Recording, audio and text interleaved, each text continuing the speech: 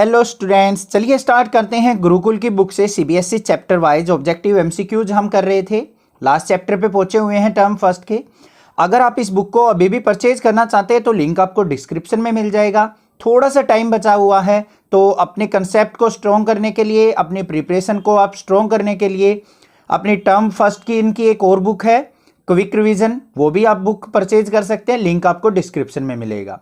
उन दोनों बुक से आप अपने मैथमेटिक्स की कंसेप्ट और अदर सब्जेक्ट्स भी इसमें अवेलेबल है, तो इनके आप एमसीक्यूज की प्रैक्टिस करके ज़्यादा मार्क्स गेन कर सकते हैं। तो चलिए स्टार्ट करते हैं अपने प्रोबेबिलिटी की last video.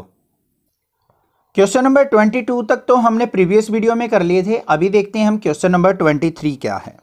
What is the probability of an impossible event. अगर कोई आपको इम्पॉसिबल इवेंट बोल दे तो उसकी प्रोबेबिलिटी क्या होगी। इम्पॉसिबल इवेंट से मतलब क्या है कि जो इवेंट हो ही नहीं सकता उसकी प्रोबेबिलिटी क्या होगी। अब पता है हमें इवेंट तो होना नहीं है, नहीं होना है, तो उसकी प्रोबेबिलिटी क्या होगी, हमारी जीरो होगी। ठीक है, बिल्कुल इजी क्वेश्चन दे रखा है। ऐसे क्वेश्चन भी आपको देखने को मिलेंगे आपके एग्जाम में, बट आपको ध्यान से करने हैं। ठीक है, क्वेश्चन को समझना है, स्टेटमेंट को समझना है कि क्या इसका पॉसिबल आंसर हो सकता है, तब मार्क करना है। नेक्स्ट देखते हैं क्वेश्चन नंबर 24 क्या है। The probability of getting A number 4 और मोर इन थ्रोइंग ए डाई। अगर हम किसी डाई को थ्रो करते हैं तो हमारे पास पॉसिबल नंबर क्या क्या हो सकते हैं। 1 हो सकता है, 2 हो सकता है, 3, 4, 5 और 6 तक हो सकते हैं। अब प्रोबेबिलिटी किसकी निकालनी है, हमें नंबर या तो 4 हो या 4 से ग्रेटर हो। तो हमारे क्या नंबर हो सकते हैं, 4, 5 और 6। तो प्रोबेबिलिटी ऑफ इवेंट क्या हो जाएगी हमारी, 3 ऐसे नंबर्स हैं जो ग्रेटर देन 4 हैं, तो 3 बाय टोटल नंबर्स कितने थे 6, तो 3/6 मतलब कितनी होगी प्रोबेबिलिटी, 1/2 हो गई। तो यहां पे ऑप्शन देख लेंगे, 1/2 क्या है, C option is the correct option. Clear. Next देखते हैं क्वेश्चन नंबर 25 क्या है। The probability of an event that is certain to happen. Certain to happen का मतलब क्या होता है, जो बिल्कुल ही 100% श्योर हो कि इवेंट होगा ही होगा, तो उसकी प्रोबेबिलिटी क्या होगी।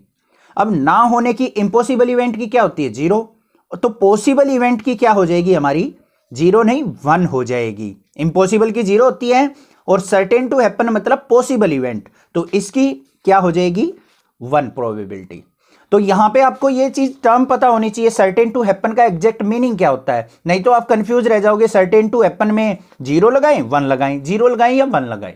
तो सर्टेन टू हैपन होता है possible event, 100% possible event. Next बात करते हैं the probability of A sure event. अब श्योर इवेंट कह लो या सर्टेन टू हैपन कह लो या 100% पॉसिबल इवेंट कह लो, बात बराबर होती है। देखो उसने जानबूझ के 2 अलग अलग टर्म में इस क्वेश्चन को दिया है, आंसर सेम है, बट आपको पता होना चाहिए श्योर इवेंट भी हमारा सर्टेन टू हैपन होता है और उसकी प्रोबेबिलिटी क्या होगी, 1 होगी। समझ में आ गई बात। नेक्स्ट देखते हैं, in a family of 3 children the probability of having at most 2 girls. किसी भी फैमिली के अंदर मान लो 3 चिल्ड्रन हैं और तीनों चिल्ड्रंस में से एट मोस्ट 2 गर्ल्स की प्रोबेबिलिटी बतानी है। अब देखो 3 अगर फैमिली में बच्चे हैं तो क्या हो सकते हैं, तीनों की तीनों हमारी गर्ल्स भी हो सकती हैं, 2 गर्ल 1 बॉय भी हो सकता है, 1 गर्ल 2 बॉय भी हो सकते हैं ऐसे। और क्या हो सकते हैं यहाँ पे 1 गर्ल बॉय गर्ल ऐसे भी हो सकता है, और तीनों के तीनों हमारे बॉय भी हो सकते हैं, 1 बॉय 2 गर्ल भी हो सकती हैं, और क्या हो सकती है हमारी बॉय गर्ल बॉय भी हो सकता है, और 2 बॉय और 1 गर्ल भी हो सकती है। ये हमारे 8 पॉसिबल केस यहाँ पे बनते हैं। ठीक है, कैसे बनते हैं, यहाँ पे देखो हमारे पास गर्ल और बॉय 2 ही ऑप्शन है, या तो गर्ल होगा या बॉय। तो 2 की पावर हमें कितने बच्चे देखने हैं, 3 बच्चे, तो 2 की पावर 3 कितना हो गया, 8 हमारे यहाँ पे पॉसिबल इवेंट्स होंगे।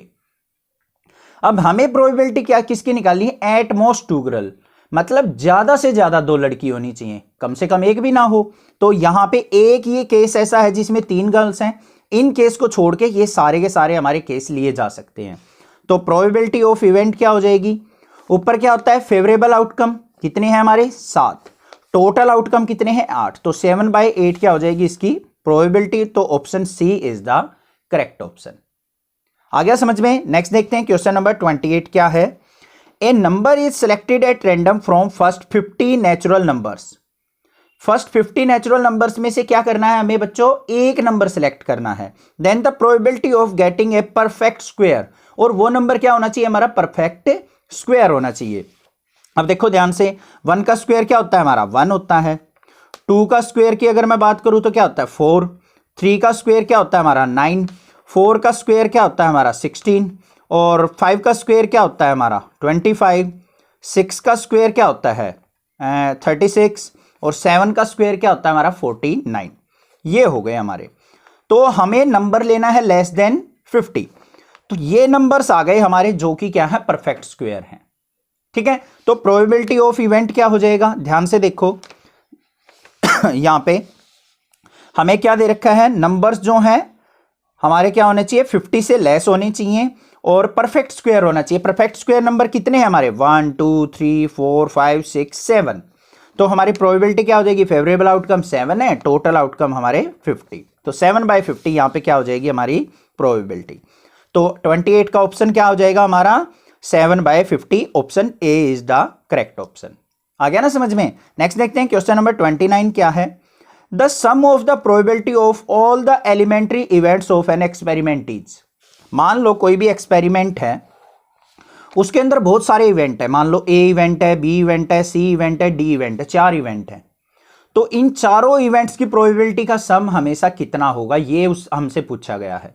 तो यहां पे देखो हम क्या लिखेंगे, प्रोबेबिलिटी ऑफ ए प्लस में प्रोबेबिलिटी ऑफ बी प्लस में प्रोबेबिलिटी ऑफ सी प्लस में प्रोबेबिलिटी ऑफ डी, ऐसे होता है। तो इन सभी प्रोबेबिलिटी का सम हमेशा क्या होगा, मैक्सिमम 1 होता है।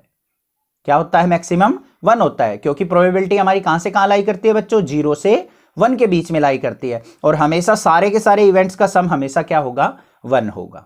क्लियर। क्वेश्चन नंबर 29 भी कोई दिक्कत नहीं होगी। तो यहां पे D option is the correct option. अब असर्शन रीजन बेस्ड क्वेश्चन यहां पे मैं आपको दिखाता हूं और खुद से ट्राई करनी है आपने। असर्शन रीजन के अंदर आपको एक स्टेटमेंट गिवन होगी, पहले तो वो ध्यान से देखनी है। उसके अंदर हमें गिवन क्या क्या है वो आपको पिक करना है। देन आप क्वेश्चंस करोगे, आपको इजीली समझ में आ जाएंगे। देखो ध्यान से, in a cricket match a batsman hits a boundary 9 times out of 45 balls. Cricketer क्या करता है, 9 बाउंड्रीज लगाता है और 45 बॉल्स वो खेलता है। Then the probability that in a given throw he does not hit the boundary is 4/5। और जिन बॉलों पे वो बाउंड्री नहीं लगाता है उसकी प्रोबेबिलिटी क्या दे रखी है, 4/5 दे रखी है। रीजन क्या दे रखा है यहाँ पे, प्रोबेबिलिटी ऑफ ई प्लस में probability of not E equal to 1।